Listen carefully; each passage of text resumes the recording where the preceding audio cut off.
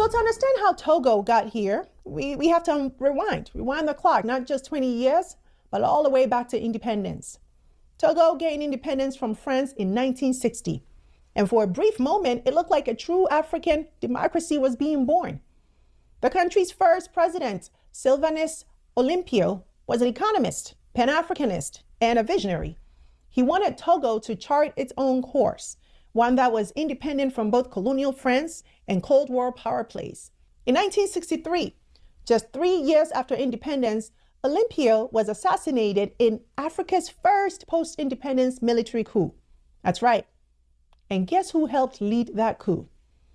A young ex-French soldier named Gnassingbé Eyadema.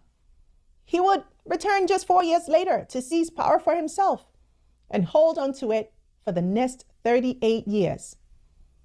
Under Eyadema, Togo became a classic African dictatorship.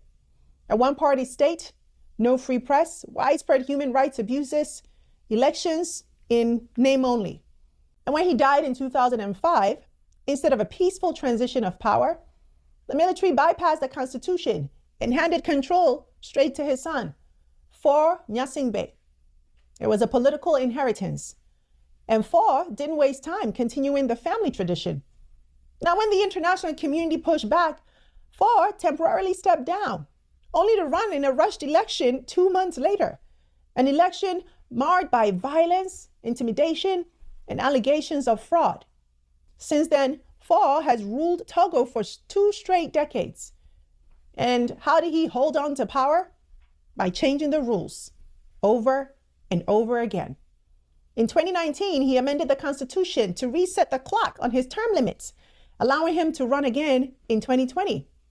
And now in 2025, he's gone even further. Rather than risk another controversial presidential race, Faure and his party rewrote the Constitution again, this time to scrap direct presidential elections entirely and create a new role, President of the Council of Ministers.